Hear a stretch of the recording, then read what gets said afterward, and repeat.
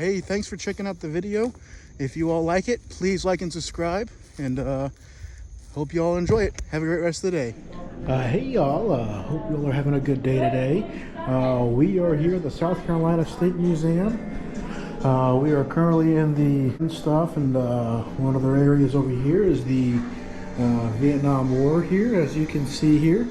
We have all kinds of cool stuff going on here. So check out some of my other videos and other shorts that I'm having posted soon, and hopefully we can all enjoy it.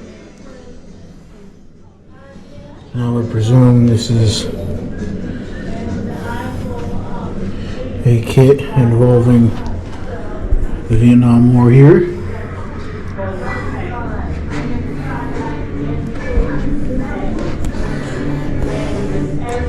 Those guns right there.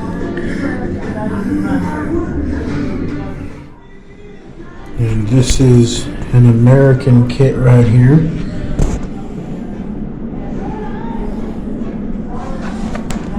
Some pretty cool stuff. There's some interesting stuff here. A camera right there, and looks like a little radio and a book and a pistol there, and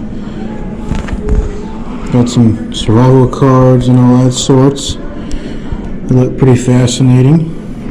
And of course your regular old gun right there. And of course the helmet here. And the lighters and stuff. And the regular old uniform.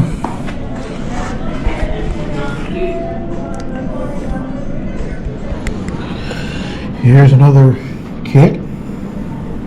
There are some non-combatant roles. Combat receives much attention, but there were many vital operations aside from direct confrontation with the enemy. In 1968, at the peak of the American involvement in Vietnam, 543,000 Americans were stationed in Vietnam, but just 80,000, or 14.7%, were involved in combat operations. Chaplains offered religious guidance, general officers strategized, staff handled the media, doctors and medical staff cared for injured soldiers, and logistical forces ordered and distributed huge quantities of arms, ammunition, food, and clothing for servicemen throughout South Vietnam. Seabees and combat engineers built the camps, hospitals, and recreation areas, and they repaired roads, bridges, structures, and aircraft that were damaged by enemy action. These duties required sound planning and attention to strenuous, tedious work completed under difficult conditions.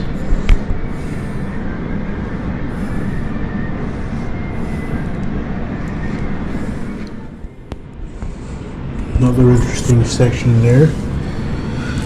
U.S. Army kit. And I guess this is a punji stick right here. That was a homemade booby trap that could be lethal, but punji sticks served to slow infantry movement by wounding soldiers and causing psychological harm.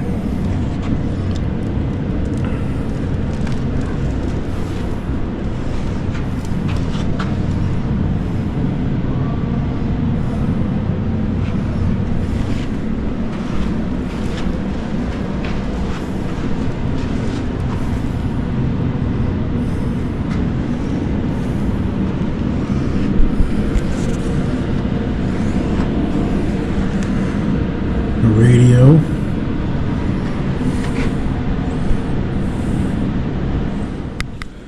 These are two guns right here.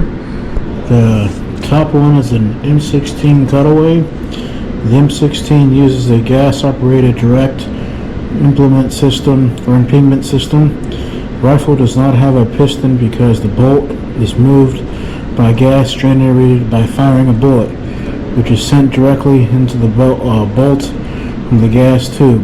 When they were first equipped with M16s, American troops considered them to be unreliable. The primary issue were caused by the poor ammunition selected by the military and the fact that the troops were not issued cleaning kits or taught how to maintain the weapons.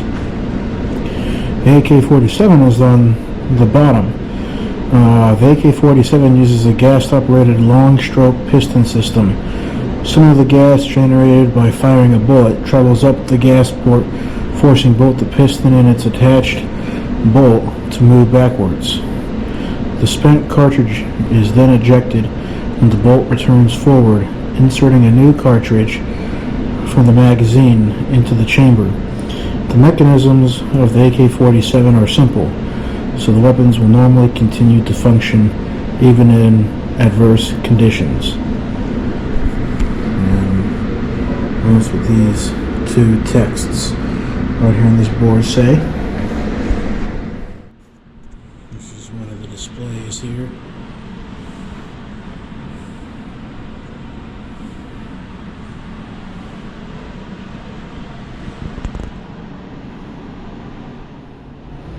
This is another kit right here for U.S. Army.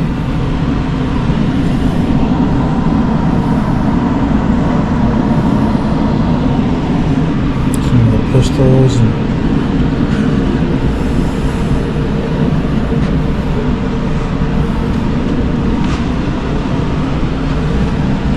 I remember seeing some of those badges, one of the badges right there and stuff when we went to the Navy SEAL Museum a couple of weeks ago, which we did a video on. You'll have to look through our channel, the Our Living History channel, to see it.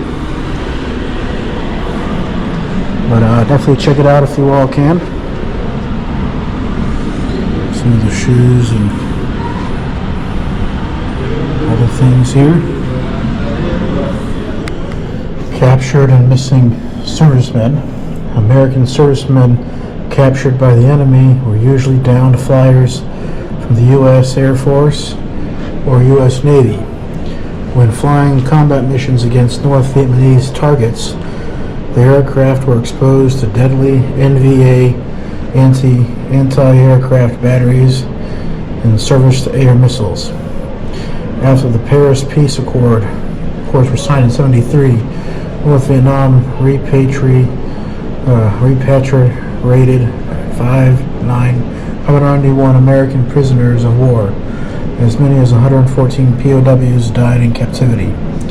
Americans were held in various prisons or near Hanoi. The most notorious was Hoa Lo Prison in Hanoi, sarcastically called the Hanoi Hilton by the POWs. Conditions in these camps were severe. There was little food or water, poor sanitation, and often brutal treatment by the North Vietnamese. VC and NVA soldiers captured by ARVN and American troops were usually imprisoned in or near Saigon. The total number is uncertain, but one estimate suggests that 40,000 POWs were held in South Vietnam.